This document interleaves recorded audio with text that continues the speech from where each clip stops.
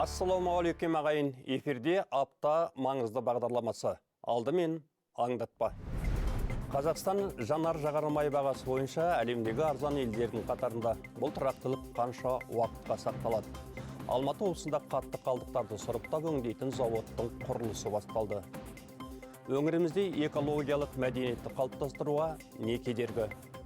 Судың да сұрауы бар. Қонаев қаласында тіршілік нәрімен қамтамасыз етіп отырған сүзгі станциясының тозығы жеткен.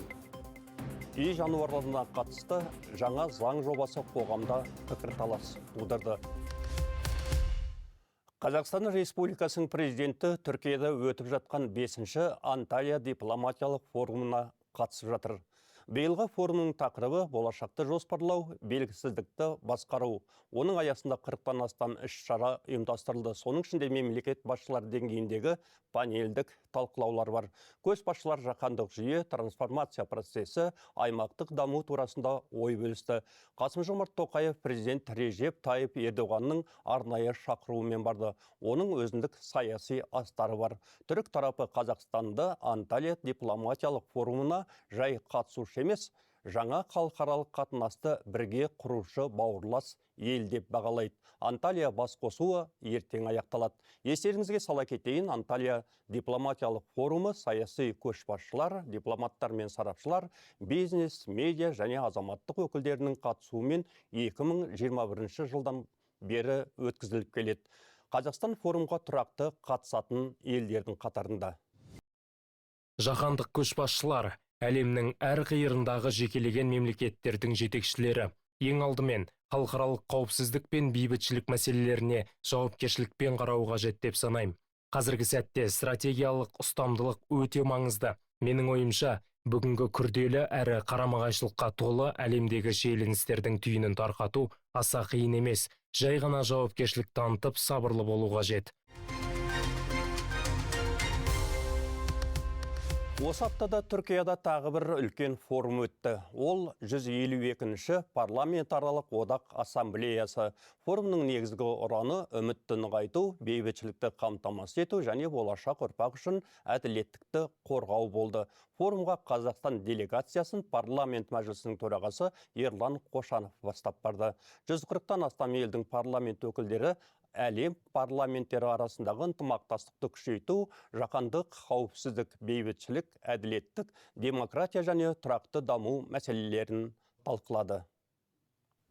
Қазақстан әрдайым біріккен ұлттар ұйымының жарғысын қатаң сақтауды, ашық әрі сындарлы диалогты, жанжалдардың бейбіт жолмен реттелуін қолдайды. Бұл Қазақстан президенті Қасым-Жомарт Тоқаев дәйекті іске асырып келе жатқан еліміздің сыртқы саясатының іргелі қағидаттары. Біздің мемлекетіміз белсенді түрде бейбітшіл саясат ұстанып келеді. Астана мен Алматы бірнеше рет келіссөздер алаңына айналғаны өздеріңізге мәлім. Еліміз біріккен ұлттар ұйымы миссиялары құрамында халықаралық бейбітшілік пен қауіпсіздікті нығайтуға зор үлес қосып отыр. Мәжіліс төрағасы Ерлан Қошанов. Қазақстан Республикасының президенті Қасым-Жомарт Тоқаев осы аптада біріккен ұлттар ұйымы бас хатшысының су ресурстары жөніндегі арнаулы өкілі Ретно Марсудиді қабылдады. Бұл туралы Ақорданың баспасөз қызметі хабарлады. Кездесу барысында су ресурстарының жаһандық және өңірлік күн тәртібіндегі негізгі мәселелері талқыланды. Мемлекет басшысы су Қазақстан үшін тек табиғи ресурс емес, ол елдің тұрақты дамуы, экологиялық қауіпсіздік және Орталық Азиядағы тұрақтылық пен тікелей байланысты стратегиялық фактор екендігін атап өтті. Қасым-Жомарт Тоқаев халықаралық деңгейде су саласындағы ынтымақтастықты күшейту қажеттігіне ерекше назар аударып, біріккен ұлттар ұйымы аясында халықаралық су ұйымын құру жөніндегі бастамасын қайта көтерді. Бұл су ресурстарын тиімді пайдалану, трансшекаралық өзендер мәселесін және климат өзгерісіне байланысты тәуекелдерді бірлесіп шешуге бағытталған. Қасым-Жомарт Тоқаев пен Ретно Марсуди су ресурстарын тиімді пайдалану мәселесі жөнінде пікір алмасты. Судың да сұрауы бар. Қонаев қаласын таза сумен қамтамасыз ететін жалғыз ғана сүзгі станциясы жұмыс істейді. Оның іске қосылғанына да жарты ғасырдан астам уақыт өтті. Станция кез келген уақытта істен шығуы мүмкін. Бұл облыс орталығы үшін өте қауіпті. Ондағы қондырғылар да әбден тозған. Ол халық өсімі бар қаладағы артық жүктемені көтере ала ма? Тұтыну деңгейін еселенген шақта суға деген тапшылық туындамай ма? Сүзгі станциясының жағдайын әріптесім Дастан Маратұлы саралайды. Қонаев қаласының тіршілік нәрі осы сүзгі станциясынан бастау алады. Бұл нысан шаһарды сумен жабдықтау жүйесіндегі ең маңызды стратегиялық орын. Мұнда ол екі түрлі жолмен келеді. Бірі Қапшағай су қоймасының ашық айдынынан, екіншісі жер асты ұңғымаларынан. Су тұрғындардың үйіне жеткенше бірнеше күрделі тазарту кезеңінен өтеді. Станцияда 4 бірдей сүзгімен суды тұндырып, тазартатын қондырғылар үздіксіз жұмыс істеп тұр. Толық тазарту цикліне 2,5 сағаттан 4 сағатқа дейінгі уақыт кетеді. Қазір станция тәулігіне 24 мың текше метр су беріп отыр. Вода у нас поступает с открытого водоисточника. Сүзгілеу станциясының басты міндеті осы суды стандартқа сай өңдеу. Барлық тазарту сатыларынан өткен соң ғана су жүйеге жіберіледі. Бір өкініштісі, бүгінде тұрғындар ішуге арналған таза суды көлік жууға немесе бау-бақша суаруға жұмсайды. Негізі бұл мақсаттар үшін техникалық су пайдалануы тиіс. Қазір қала толықтай ауыз сумен ғана отыр. Судың қауіпсіздігі зертхана мамандарының басты назарында. Оны 9 маман қадағалайды. Олар қалаға берілетін судың құрамын минут сайын тексеріп, химиялық және биологиялық сынама алып отырады. Понедельник, в среду. Біз айына бір рет суға толық химиялық анализ жасаймыз. Сонымен қатар аптаның дүйсенбі, сәрсенбі және жұма күндері мамандарымыз қала ішіне шығып, әртүрлі нүктелерден су үлгілерін жинайды. Біз судың лайлылығын, түсін, pH деңгейін, иісі мен дәмін тексереміз. Сондай-ақ бактериологиялық талдау жүргізіліп, келесі күні микробтық көрсеткіштердің қорытындысын шығарамыз. Қауіпсіздік бірінші орында. Алайда мәселе тек судың тазалығында емес, оны жеткізген инфрақұрылымда. Бұл станция кезінде 30 мың халыққа есептеліп салынған. Қазір Қонаев қаласының халқы еселеп өскен. Сәйкесінше жүктеме де артқан. Бұл нысандағы соңғы жаңарту жұмыстары 2010 жылы жүргізілген. Сондықтан станциядағы сорғылар мен құбырлардың тозуы мамандарды алаңдатып отыр. 15 жыл өткен насостардың қай уақытта сынатын ешкім білмейді, сондықтан ыңғай ескертіп отырамын. Күн-түн телефондар өшірілмейді, қосылып тұрады. Өйткені түнгі сағат 2-3 қоңырау шалынады, сол уақытта бәрін жиналамыз. Алматы облыстық санитарлық эпидемиологиялық бақылау департаменті де жағдайды бақылауда ұстап отыр. Мамандардың айтуынша, облыс орталығындағы судың сапасы жыл сайын жақсарып келеді. Зертханалық көрсеткіштер соңғы динамиканың оң екенін айтады. В целом в области. Жалпы облыс бойынша ауыз судың сапасы гигиеналық нормаларға толық сәйкес келеді. Өткен жылмен салыстырғанда айтарлықтай жақсару бар. Динамикаға сүйенсек, микробиологиялық көрсеткіштер бойынша сәйкессіздік 1,9%-дан 0,9%-ға дейін төмендеді. Демек, суды қайнатпай-ақ ішуге болады. Орталықтандырылған ауыз су жүйесі барлық нормативтік құжаттарға сай. Сүзгі станциясы әзірге қала сұранысын өтеп тұр. Дегенмен техниканың аты техника. Жылдар бойы тоқтаусыз жұмыс істеген қондырғыларда тозды. Егер жақын арада жүйелі жаңарту жұмыстары жүргізілмесе, уақыт өте келе су беруде іркілістер болуы әбден мүмкін. Сондықтан инфрақұрылымды жаңғырту бүгінгі күннің басты талабы. Дастан Маратұлы, Талшын Шәкіртхан, Бекжан Кенжебай, апта маңызды. Өзге де жаңалықтарға ойыссақ. Алматы облысының әкімі Марат Сұлтанғазиев Жамбыл ауданындағы егістік алқаптарына қойылған су үнемдеу технологиясының жұмысымен танысты. Ақсеңгір округінде 12 мың гектар жердің 1300 гектары суармалы. Жамбыл жұрты су үнемдеу технологиясын тиімді пайдаланып, жылдық өнімділікті арттырып отыр. Егіс алқаптары игеріліп, ел игілігіне жарап тұр.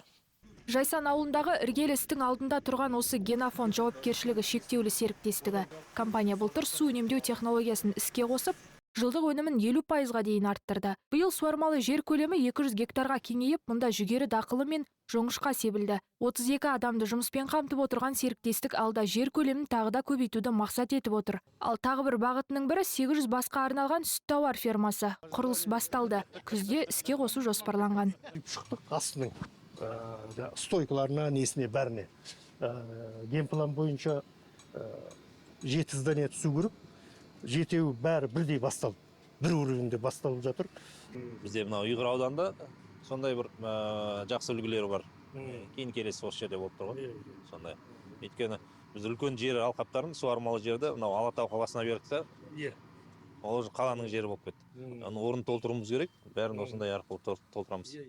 Ал берекелі ет шаруашылығы 2000 басқа арналған мал бордақылау азығын қамтамасыз етпек. Осы бағытта ішкі жұмыс жолға қойылған. Су тапшылығы мәселесін 250 метр тереңдіктен қазып, шығарған артезиан суы арқылы шешті. Су үнемдеу технологиясымен арпа, бидай, жоңышқа және жүгерден мол өнім алып отыр. Тамшылап суару арқылы өндіріс қуаты артты дейді мамандар.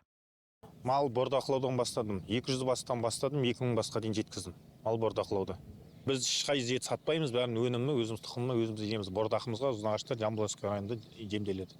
Бордақымыз бар. Бассейн бар, 3 бассейн, капельное растение полный 1000 гектарда. Суғармал жер бар. Енді біз 500 гектар биыл кукуруз 300 гектар ектік. Кукуруздан бидай 100 гектар ектік. Жоңышқа 300 гектар ектік. Арпадан 200 гектар ектік. Екі шаруашылықта мемлекет қолдауын тиімді пайдаланып, өндірістік әлеуетін жаңа деңгейге көтеріп отыр. Біздің мақсат багара дейді, сол жердің бәрін суармалы егістікке айналдыру бірінші мақсат.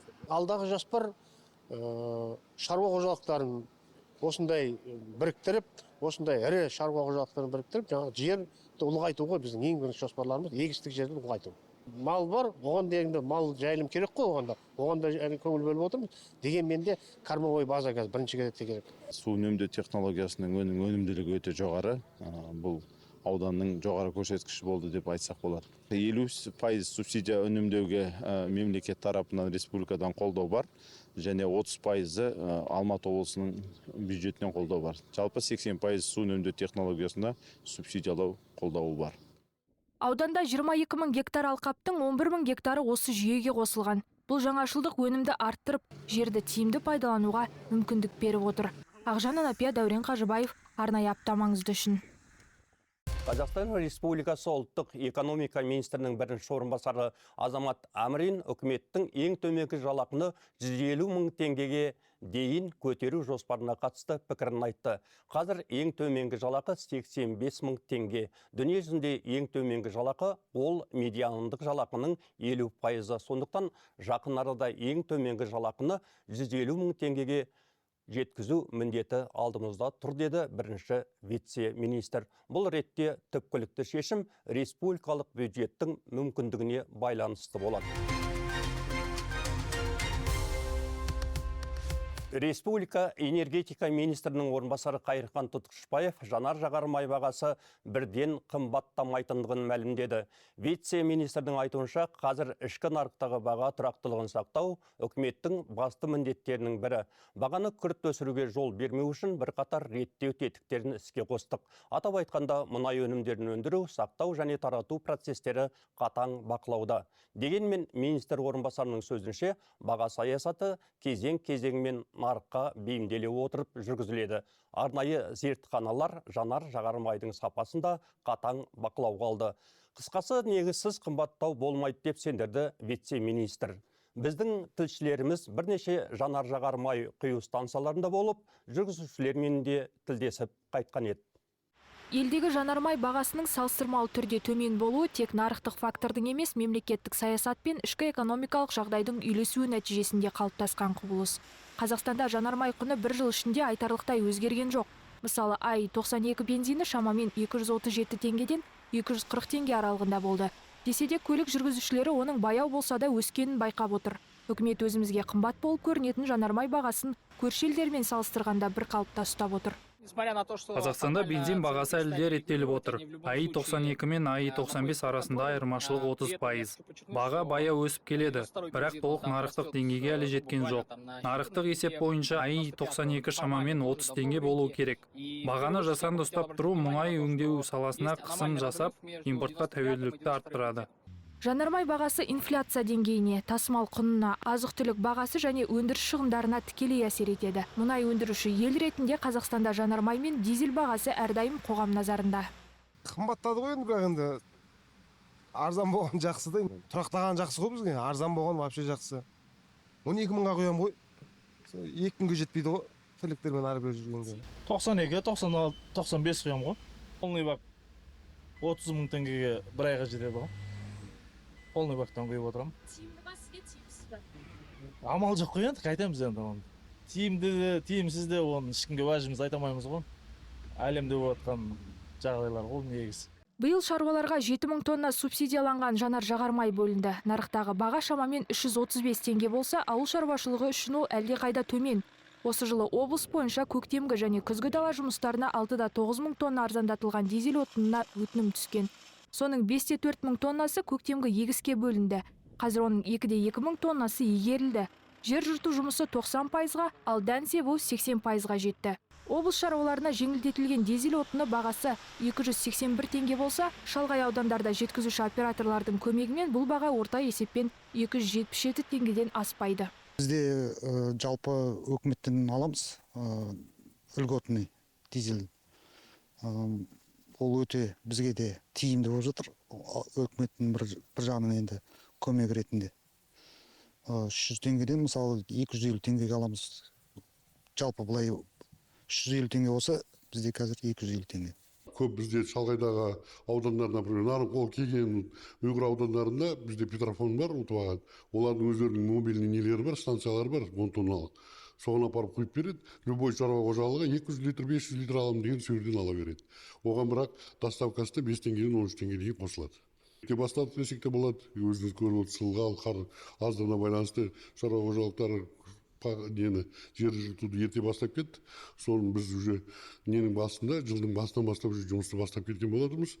Даже февраль айының орта кезінде біз 1000 тоннаға дейін уже нені таратып жібердік. Субсидийный солярканы. Жанар жағармай бағасы әуелі басқа факторларға емес, мұнай бағасының өсуімен құлдырауына тікелей тәуелді. Қазір әлемде геосаяси жағдай сәт сайын құбылып тұр. Соған қара алтын бағасында да тұрақтылық жоқ. Ақжан Анапия, Құрманжан Қасымжанұлы, Айман Каймулдина, Нұрлан Досмағамбетов, арнайы апта маңызды үшін.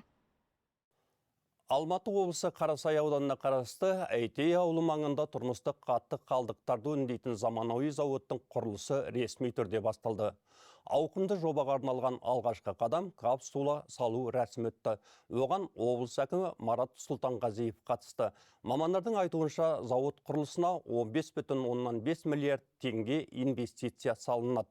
Бұл қаржы заманауи технологияларды енгізуге жұмсалады. Зауыт жылына 450 мың тонна қатты қалдықтарды сұрыптап қайта өңдейді. Кәсіпорын іске қосылғанда қоқыстар мен табиғатқа түсетін зиянды заттар мөлшері азаяды. Топырақ пен жер асты суларының ластануын да тежейді. Жалпы бұл Алматы облысында уже практически 40 жыл істеп жатқан полигон ғой. Енді бұны сұрыптау, өңдеу біз үшін өте маңызды. Күннен күнге қоқыстардың мөлшері артып баратыр.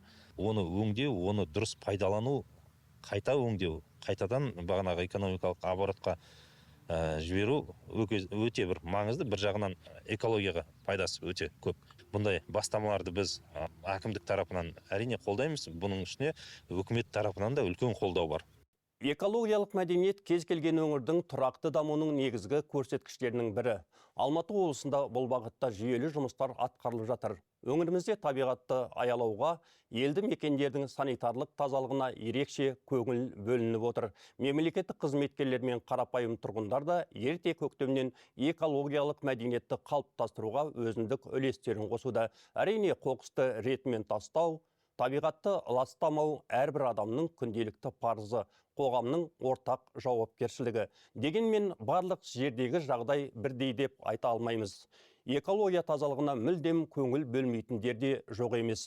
Тілшіміз осы тұрғыда айтады. Қоршаған ортаның мұнтаздай таза болуы азаматтардың өмір сапасы мен өркениет деңгейін көрсетсе керек. Елімізде президент тапсырмасымен республикалық таза Қазақстан экологиялық акциясы жүзеге асқалы да 2 жылдың жүзі болды. Өлкеміз түлеп, табиғат тазарып, аулалар ретке келді. Десе де салада әттеген айдегізер ол құтыстарда жоқ емес. Біз іргелі Іле ауданына ат басын бұрып, сенбілік шараларының қай деңгейде жүріп жатқанын бағамдап көрдік. Түсірілім тобы Ақсай ауылын аялдады. Елді мекен ішінен көзге түсер кемшілік байқала қоймады. Алайда ауыл шетінде бейберекет шашылып жатқан мына тұрмыстық қалдықтар еріксіз назарымызды аударды. Әсем табиғаттың ажарын кетіріп, қоршаған ортаны ластап жатқан бұл қалдықтарды жергілікті тұрғындар түн мезгілінде әкеліп төгіп кететін көрінеді. Ал ауыл атқамінерлері сенбілік шаралардың тиісті деңгейде жүріп жатқанын алға тартып ақталды. Мына шашылып жатқан қалдықтарды да қас қарайғанша тазартамыз деп сөз берді. Бізде сенбілік болды облыс бойынша. Сол күні ауылдың ішінде тазаладық. Одан кейін де 2 сенбілік өтті. Тазалық жүргізіп жатырмыз. Бірақ қоқыстарды бәрі ауыл тұрғындары шығарып бастап кетеді. Бүгін тазалап қойсақ, ертең тастап кетеді. Жалпы қоғамдық орындарға, осы сияқты өзеннің бойларына тастап кетіп жатады. Бірақ біз артынан тазалап жатырмыз. Оны қалдырмаймыз ұзаққа. Қалай? Бұны көрмедік қазір. Бұны енді көріп тұрмыз, бүгін түстен кейін тазалап тастаймыз. Қаскелең өзенінің төменгі ағары, яғни күре жолдың астындағы тоғай арасында да түрлі қалдықтар жетерлік. Тіпті аяқ алып жүру мұң. Мұнда да көбінше көкке шығып демалып тойлайтындардың жауапсыздығы көзге ұрып тұр. Біз ауылдың группасына жаздық. Учаскелік полицияның да хабары бар. Олар бір жолы осындай заңсыз қоқыс төккендерді ұстап алып айыппұл да салған. Бірақ адамдардың үйреніп қалған әдеті осылай төгіп кетеді. Іргедегі Тілендиев ауылының кіреберіс тұсында да құрылыстан шыққан қалдықтар мен тұрмыстық төгінділер үйіліп жатты. Жанындағы ағаш материалын сататын кәсіпкерді сөзге тартып, шұңқыр жерді тындыру мақсатында қалдықтарды өздеріңіз төктіңіздер ме деген едік. Бұл жер бізге тиесілі емес. Кімнің төгіп кеткенін білмейміз. Жер иесі басқа деп ат тондарын алып қашты. Бір былтыр төгіп кетіп, содан кейін таппай не істеп алдырып тастағанбыз. Андай не болмасын деп. Одан кейін тағы төгіп кетті ғой, енді оны білмейміз оны. Ана жер ғана ғой, міне осы жер ғана. Ана жерге дейін, Жоқ, ояқ емес. Мына столбтың ар жағы. На жерден былай қаратай жаңа біреулер болды.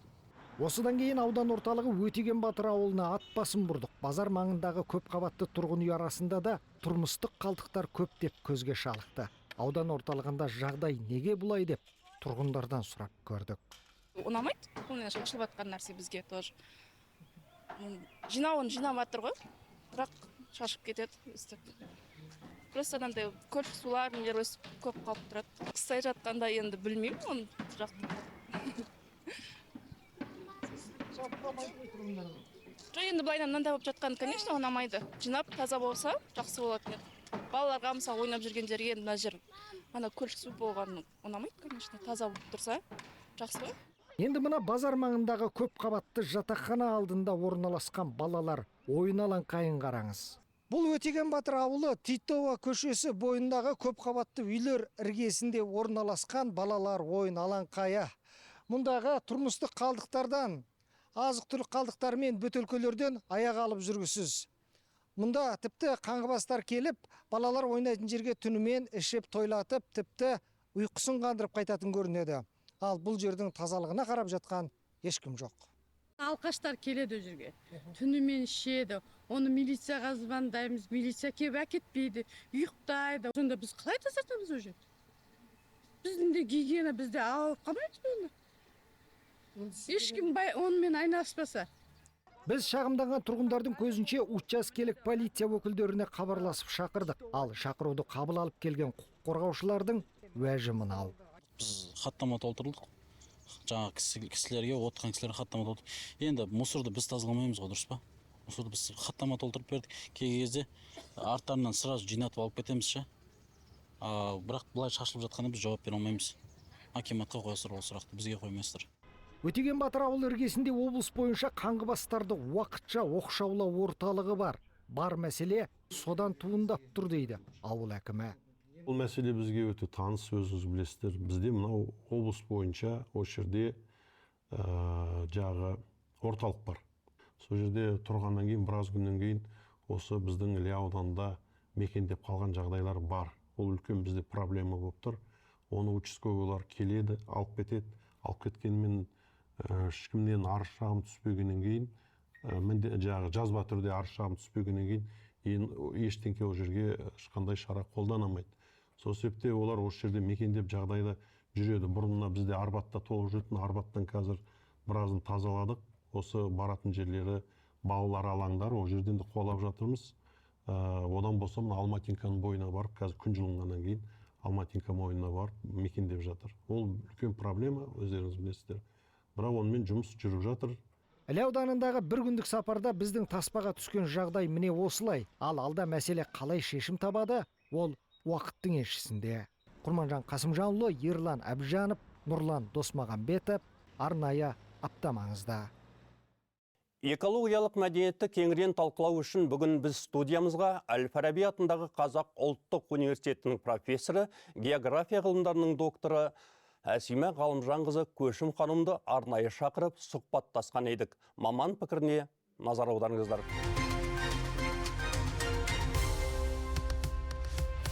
Әсима Ғалымжанқызы, біздің Қонаев медиа арнасының студиясына қош келдіңіз. Жалпы бүгінгі күні экология тақырыбында айтар әңгіме көп. Жалпы бүгінгі күнге дейін еліміздегі экологиялық ахуал қандай? 24 жылы, мен 23 жылды салыстыратын болсақ экология жағдайдан, 24 жылы 0,6%-ке кішкене өсті. Экологиялық күштің жаңағы өндірістің күші өсті деп айтамыз. Экологиялық кішкене нашарлады да. Бірақ ол деген енді соншама қатты енді назар аударатын нәрсе емес. Әрине, халық өскеннен кейін өндірісте даму керек, оның өзінде де әсер бар ғой. Сондықтан кейін бірақ деген оған енді қатты көңіл түсіруге болмайды. Көптеген жаңа шараларды қолданып жатыр оғанда. Бірақ жалпы енді айтсақ, экологиялық жағдайымызға көптеген шаралар енгізіліп отырғандықтан кейін кішкене бірден жақсылап келе жатырмыз. Ал жалпы біздің осы Алматы облысы жайындағы экологиялық жағдай қандай? Алматы облысына келетін болсақ, бұл жерде енді орташа деп айтуға болады. Себебі бұл жерде Алматы агломерациясы бар ғой, оның өзі үлкен қала болып саналады Алматы, Қазақстанда, Алматы, Астана сияқты. Бұл жерде жыл сайын халықтың саны көбейген сайын, осы регионның өзіне де жүктемесі артып келеді. Мысалы, таулы аймақтарды алатын болсақ, бөктерді, ол жерден таза деп айтуға болады, салыстырмалы түрде. Сосын мына назар аударататын мына Қапшағай маңында кішкене экологиялық проблема бар. Іле бойындағы, Қонаев қаласының маңында, сосын Іле өзен бойындағы нелер қалдықтар бар дегендей. Сондай назар нетеді. Және сосын Алматының өзіне, Алматы маңында орналасқан елді мекендердің өздерінде де проблемалары жеткілікті. Себебі деген халықтың, жаңа айтып отырмын, халықтың санына байланысты экологиялық жүктемеде назар аударады. Тұрмыстық қалдықтардың табиғатқа зияны қандай? Тұрмыстық қалдықтар деген мысалы Қарасай ауданы қазіргі назар аударып тұрған осы аудан. Себебі деген бізде әлі үйренген жоқпыз ғой сұрыптауды шетелдегі сияқты. Сондықтан кейін бізге кішкене соның құрылымы жетпейді, осының деген кішкене. Сондықтан кейін ол проблема болып тұр қазірге. Шетелдік озық үлгідегі технологиялар әлі жетіспей жатыр ғой. Жетіспей жатыр бізде әлі. Және біздің өзіміз сана сезіміз баяғыдағыдай шетелдің адамдар сияқты біз сұрыптау дегенді әлі білмейміз. Сондықтан кейін бәрін бір жерге төккеннен кейін сол полигондар толып кетті. Енді сол полигондарды кішкене жаңарту керек па, басқа полигондар салу керек па дегендей сондай мәселе бар. Енді осы қалдықтар, тұрғындардың өсуіне байланысты қалдықтар да өседі. Осы проблеманы шешу керек. Енді осы экологиялық жағдайымыз жақсарту үшін ірі, жаңа өзіңіз айтқан мысалға батыстағы да, осы біздің өңірдегі өндіріс ошақтары не істеу керек? Өндіріс ошақтарына жаңағы енді кәсіпорындардың өздеріне көбісіне көптеген жаңа айтады ғой, біздерде енді штраф салып қатты сондай мәселе бар ғой. Сол сияқты сол жерге де айыппұлдың өзін қайта қарастыру керек. Сосын сүзгілер бар ғой бізде мысалы, сондайларды көбісі ескірген, оларды жаңарту керек. Сосын жаңағы экостандарттарды қарастыру керек дегендей. Сосын жаңағы қалдықсыз технологияларды енгізу керек, жаңа технологияларды енгізу керек қой, цифрлық жаңағы жүйеге көшу керек. Сондай шаралар қолданса, мүмкін енді біз экологиялық жағдайын жақсартатын шығармыз деп ойлаймын. Және біз өзіміздің экологиялық неміз бар ғой, саясатымыз бар ғой Қазақстанда. Осындай сол саясаттың ішіндегі принциптің бірі болып саналады ол деген. Енді мынау саясат деп отырсыз ғой, енді Әсима Ғалымжанқызы, мынау соңғы жылдары елімізде барлық елді мекендерде деп айтайық, үлкен қалаларда, өзіңіз жақсы білесіз, таза Қазақстан акциясы жүріп жатыр. Алдағы уақытта осы таза Қазақстанның әсері қандай болмақ? Сіз маман ретіндегі пікіріңіз дегенім ғой. Енді таза Қазақстан ол енді президенттің бастамасы, үлкен экологиялық бір қозғалыс. Ол өзінің әсерін беріп жатыр деп ойлаймын. Себебі деген, бірақ біз бұрыннан бері халық үйренгенбіз ғой, сенбілік жасапшы. Қазіргі кезде ол өзі де белсенді түрде сенбілік жүреді. Және деген жаңағы көптеген қазір бір таза Казбот деген чат ашылды ғой мысалы, иә. Сол неде ашылғанда бір жылдың ішінде 8.000 адам ба, бір жылдың ішінде 8 адамдай әлі сондай нелер шағым түсірген. Жаңағы ан жерде қоқыстар жатыр, мына жерде нетіп жатыр дегенде көптеген сондай шағымдар адамдар қатысып, бірталай жаңағы қалдықтарды жаңағы экологиялыққа әсер ететін нәрселердің барлығы сөйтіп жайлап жойылып жатыр.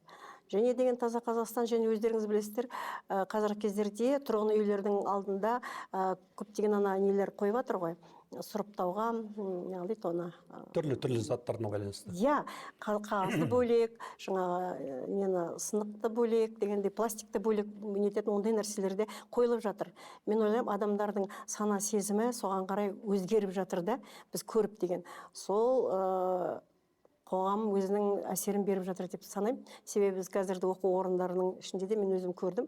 Жаңа оқитын жерде коридорда 3 не тұр ғой, барлығы студенттердің өздері бөлек бетіп үйреніп жатыр да, бетіп күліп кетеді, бірақ кәдімгідей соған үйреніп жатыр сондай нәрсеге. Өзінің әсері білмейтін болашағы бар деп ойлаймын таза Қазақстанның. Жайлап соған келеміз. Енді өндіріс ошақтарының басшылары мысалға сол экологиялық жағдайымызды жақсарту үшін алдағы уақытта олар не істеу керек? Ол мемлекет тарапынан, мен ойлаймын, көптеген кәдімгі жаңағыдай қатал шаралар қолдану керек, талап қою керек, иә, жаңағы экостандартты қайта қарастыру керек, айыппұлдарды қарастыру керек, сосын технологияларды енгізу керек. Ең бастысы жаңа технологияларды енгізу керек. Бұрынғы ескі қалған жаңағы өндірістегі қолданған, бұрынғы қалған, совет үкіметінен қалған нәрсенің барлығын жаңартып, толық жаңарту керек. Жартылай емес, толық жаңартылса, мен ойлаймын, экологиялық стандартқа сәйкес келеміз. Сол кезінен бірінші жаңа технологиялық, және сосын қалдықсыз технология деген бар ғой. Сол жасыл технология көшу керек. Жаңа технологиялыға да көшерміз. Экологиялық жағдайымызда жақсарар. Жалпы маман ретінде айтыңызшы, қанша уақытқа созылады осы? 5 жыл, 10 жыл? 5 жыл, 10 жыл аз болады ол. Аз болады ма? Аз болады. Бізге бір 20 жылдай, 20-30 жылдай керек. Неге аз болады? Себебі деген, мысалы, қазір деген жаңаға жел, су энергиясына көшу керек деп жатыр ғой, жасыл технологиясына. Бірақ оған көшу үшін бізде деген әлі де көптеген мемлекет инвестиция құйып жатырса да, соған шақырып жатса да, бірақ біз әлі қабылдамай жатыр халық. Мысалы, қараңыздар, күн энергиясы дейді ғой. Күн энергиясын әлі онша көп қабылдамайды. Себебі оның өзінің де нелері бар, шеткілікті бір көрсеткіштері бар. Бізде оңтүстік Қазақстанда мысалы күн сәулесі көбірек, оңтүстікте соны күн сәулесін пайдалануға болады. Солтүстік аймақтарда желді пайдалануға болады. Су бар жерде енді энергетика, ол бірақ біз енді соншама қатты энергияны пайдаланатын суымыз ондай тапшылықтамыз біз деген. Бірақ осы күн мен желдің энергиясын болашақта пайдалануға болады. Бірақ оны пайдалану үшін бізге деген әлі деген бір талай уақыт керек. Себебі халықтың өзі, мысалы қараңдар, газға көшудің өзі, көмірден газға көшудің өзі қаншама уақыт алды. Себебі, мысалы, айтады осы жерге газ өткіземіз дейді. Бірақ халықтың кейбір жағдайлары келмейді. Оны қондырудың өзі деген, өткізу тұрбасын өткізер құбырды. Бірақ деген үйіне тартудың өзі қанша қаржы болады ғой, қаржы керек оған, иә. Сондықтан кейбіреулері оған жағдайлар келмегесін сөйтіп бізде созып, бірақ әйтеуір біртіндеп қазір газдандыруға көшіп жатыр. Көп аймақтарда газға жақын енді деген. Бірақ ол әлі бар, ол деген көмірмен пайдаланып жатыр. Сол сияқты жел мен күн сәулесінде қазір қойып жатқан жерлер бар. Біздің өзіміздің университеттің үстінде де ғимаратымызда күн сәулесінің жаңағы нелерін, панельдерді пайдаланамыз. Бұл енді Қазақ ұлттық университет қой. Иә, Қазақ ұлттық университетінің несінде ғимаратында бізде пайдаланады. Бірақ оны барлық жерлер пайдалана алмайды. Себебі оның да панельдің өзі де қаншама қаржы талап етеді дегендей. Сондықтан кейін мен ойлаймын, ол жайлап бірінші адамның сана сезімі оған дайын болу керек, содан кейін барып қолданады. Болашақта мен ойлаймын, жасыл технологияға да көшетін біздің мүмкіншілігіміз бар, болашағы бар оның. Дұрыс айтасыз. Әсима Ғалымжанқызы, әсерлі әңгімеңіз үшін, сұхбатыңыз үшін көп рахмет сізге. Құрметті көрермендер, біздің студиямызда болған география ғылымдарының докторы профессор Әсима Ғалымжанқызы Көшім ханым. Сау болыңыз.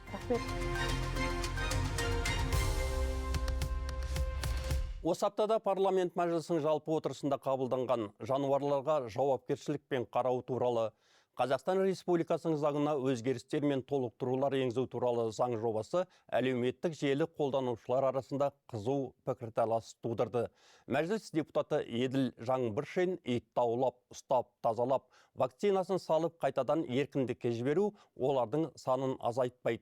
Санитарлық қауіпсіздікті қамтамасыз етпейді, адамдарды қорғамайды. Егер мемлекет жаппай вакцинаны сәйкестендіруді және қатаң әкімшілендіруді қамтамасыз етпесе, онда мұндай шара қоғам қауіпсіздігіне қарсы жұмыс істей бастайды деді. Әлеуметтік желі қолданушылар заң жобасына қатысты бұл ауланған жануарларды міндетті түрде өлтіруге әкеледі деген пікірлерде айтылып жатыр. Тақырыпты ары қарай тілшіміз өрбітеді. Қазір қалада да, далада да бұралқы ит көбейді. Адамдарды ит қабу статистикасы көңіл көншітпейді. Үлкен шаһарлар тұрмақ ауылдардың өзінде ересектер балаларының өмірі үшін қауіптенетін жиі айтатын болды. Сондықтан жануарларды қорғау туралы заңды қайта қарауға тура келді. Осы аптада мәжілістің жалпы отырысында аталған заңға өзгерістер мен толықтырулар енгізу туралы шешім қабылданды. Қаңғыған жануарларды эвтаназиялау туралы заң жобасын тек осы бір нормамен шектеуге болмайды. Онда басқа да ережелер бар. Кеше ғана ол парламент сенатына келіп түсті. Депутаттар оны әлі қарап үлгерген жоқ. Қазір жұмыс процесі басталды.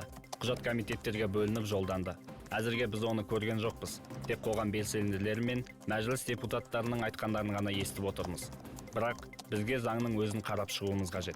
Менің ойымша, бір аптадан немесе 10 күннен кейін біз нақты нормалар бойынша мазмұнды түрде пікір білдіруге дайын боламыз. Сенат төрағасы Мәулен Әшімбаев. Осы заңға қатысты әлеуметтік желілерде пікірталас туып, қызу талқыланып жатыр. Қоғам екіге бөлінді. Бірі дұрыс десе, енді бірі қолдамайтындарын жеткізді. Аружан Сайын бастаған бір топ азамат қаңғыбас иттерді эвтаназиялау туралы заң жобасына қарсы шықты. Зооқорғаушы Юлия Коваленконың айтуынша, иесіз үй жануарларын аулап, стерилизация жасап, вакцина салып қайта жіберу жүйесі толық жолға қойылмаған және іс жүзінде тиімсіздігін көрсетіп отыр. Бұл жүйенің тек бір бөлігі ғана, іс жүзінде жалпы жүйе қалыптаспаған. Жануарларды толық есепке алу жоқ, міндетті тіркеу қамтамасыз етілмеген, иелеріне бақылау жүргізілмейді. Ең бастысы олардың көбеймеуінің алдын алу жұмыстары жоқ. Нәтижесінде бір ғана әдіс, бір ғана құрал қолданылмақ. Ол жануарларды жаппай жою. Зооқорғаушылардың мәліметінше 2024 жылы 268.434 үй жануары ауланған. Олардың 85% жойылған. Ал 2025 жылы 276.000 ит пен мысық ауланып, оның 84%-ның көзі жойылды. Соған қарамастан оларға қатысты оқиғалар саны азаймай отыр. Осы кезде өсім шамамен 6,5%. Яғни жануарлардың шамамен 90% жаппай жойылғанына қарамастан, біз қаңғыбас иттерге байланысты оқиғалар санының артқанын көріп отырмыз.